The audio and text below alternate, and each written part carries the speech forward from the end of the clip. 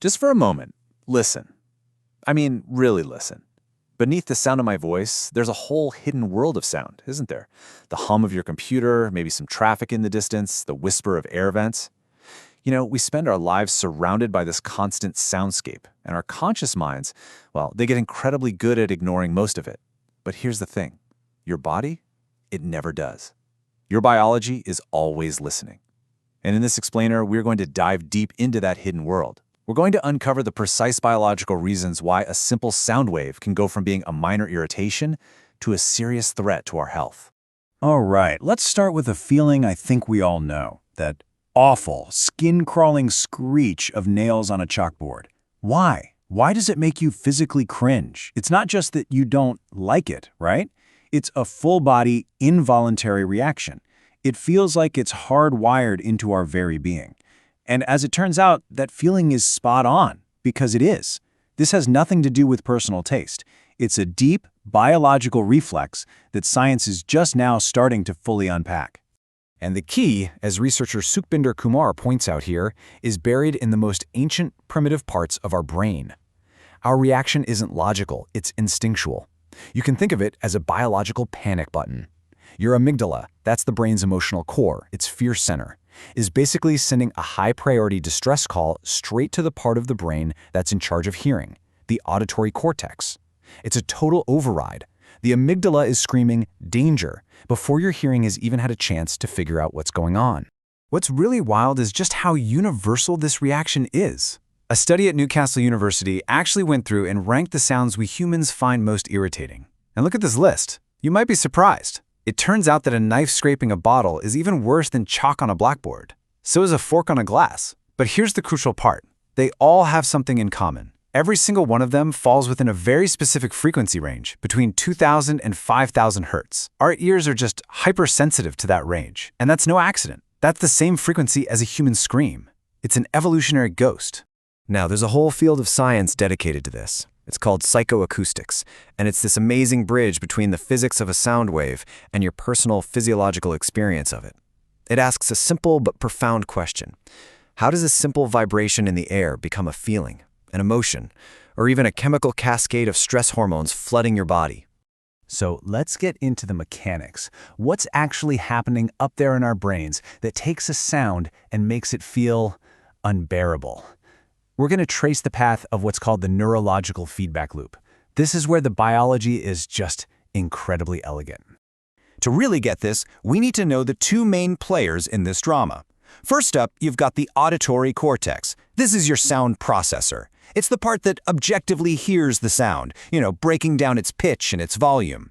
But then you have the amygdala, and this is the emotion center. It doesn't just hear the sound, it decides how you feel about it. It's the part of the brain that absolutely hates the sound, and it's what triggers all those primal feelings of fear and distress. And here's the crucial part. These two regions don't just talk to each other, they kind of argue. First, that nasty sound gets decoded by your auditory cortex. Second, the signal shoots over to the amygdala, which immediately flags it with a big red negative emotion sticker. But it's not done. Third, the amygdala sends a signal back to the auditory cortex, basically ordering it to pay even more attention to this awful, threatening sound. This creates a feedback loop, a vicious cycle that just amplifies everything, making a bad sound feel even more intense, more inescapable. And it turns out, it's not just in our heads. It starts in our ears. The actual physical shape of your ear canal is basically a natural amplifier. And it's specifically tuned to boost those frequencies between 2,000 and 4,000 hertz. Now, for our ancient ancestors, this was a lifesaver. It made them extra sensitive to distress calls. For us today, it's why the scrape of a fork on a dinner plate can feel almost physically painful. Okay, so we've been talking about those sharp, awful sounds that are impossible to ignore. But now we need to shift gears and talk about something way more dangerous. We're talking about the constant everyday noise that we've taught ourselves to tune out. This is the silent saboteur, and its effect on our health is profound. Now, this is a really, really important idea. You'd think that if a sound doesn't consciously bother you, then it can't be hurting you, right? But the science shows that's just not true. While your conscious mind might learn to ignore the drone of traffic or the hum of an office, your body's stress response system, it never stops listening. The biggest health risks don't come from the sounds we hate, but from the ones we don't even notice anymore. And that brings us to the formal definition: chronic noise exposure. This isn't about one loud bang. It's about any persistent sound that messes with your body's natural balance. And the key phrase here is, even if it doesn't consciously bother you. Your biology is reacting whether you realize it or not. So how does that reaction work? Well, when your body is hit with constant noise, your brain activates two major stress systems.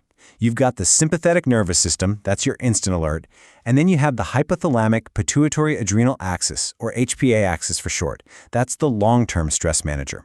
Together, they start pumping out stress hormones like cortisol and adrenaline nonstop.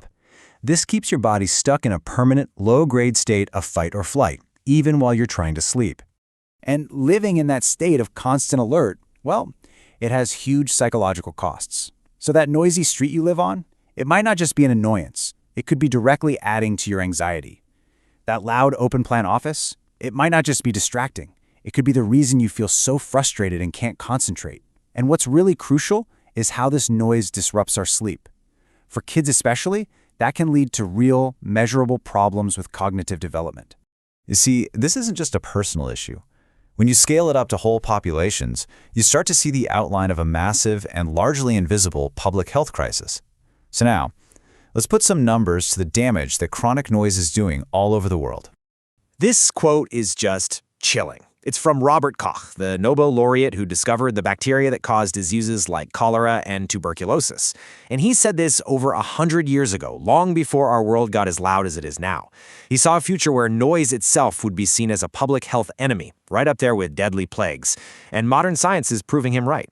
And here's the proof. According to the World Health Organization, traffic noise, just traffic noise, is responsible for losing more than 1.5 million healthy life years every single year, just in Western Europe. Let that number sink in for a second. A healthy life year is a way to measure 1 year of life lived in perfect health. So that massive number, that's all the time lost to sickness, disability, or even early death caused directly by noise pollution. And when you break down where that huge loss of health is coming from, the answer is genuinely shocking. It's probably not what you'd guess. The vast majority, over 900,000 of those lost years, are caused by sleep disturbance. Another 650,000 are from what they call annoyance, which is really just chronic stress. These are not minor things. They are massive public health problems, and they actually outweigh the more obvious impacts like heart attacks. The real killer here is the quiet, chronic damage to our sleep and our stress levels. And the long-term physical damage is severe. That constant fight-or-flight state leads directly to hypertension. That's high blood pressure. That, in turn, seriously increases your risk of ischemic heart disease, heart attacks, and strokes. On top of all that, chronic noise is linked to tinnitus and has even been shown to weaken your immune system by changing how your protective cells behave. Okay, so we've painted a pretty bleak picture, right? Noise as this invisible, constant biological threat. But what if that wasn't the whole story? In this last section, we're going to explore a really fascinating and kind of counterintuitive idea. What if the right kind of sound could actually be the solution? It sounds ridiculous, doesn't it? After everything we've just covered, the stress hormones, the chronic disease, how could more noise possibly be a good thing? Well, believe it or not, the answer is yes. It just has to be the right kind of noise.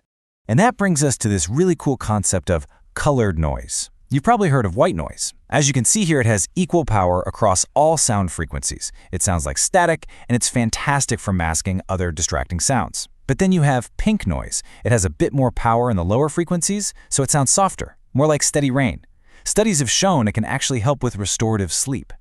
And then you have brown noise, which is even deeper and more rumbly, like a big waterfall. It's proven to be amazing for relaxation and cutting down stress. So, why does adding a steady sound to a room actually help our brains? Well, the secret ingredient is predictability. Good noise works because it covers up all those sudden, jarring, unpredictable sounds, a dog barking, a door slamming. It replaces them with a stable, consistent auditory background. So if you've ever found it easier to focus with a fan on, this is exactly what's happening. You're giving your brain's threat detection system a stable baseline so it can finally stand down. And this, right here, is the key takeaway. Your brain only has so much attention it can spend. In a chaotic, noisy environment, a huge chunk of that attention is subconsciously being used to scan for auditory threats. When you introduce a consistent soundscape, you're basically telling your brain's ancient survival hardware, it's okay, you can relax. This frees up a massive amount of cognitive horsepower, allowing your brain to shift from a state of high alert to one of high performance. So, we end right back where we started, just listening. But now, you have the biological framework to understand what all those sounds are really doing to your body. The noise in your life is not neutral. It is actively shaping your stress levels, your ability to think, and your long-term health every single moment. So the only question left is, what is your soundscape doing to you, and what are you going to do about it?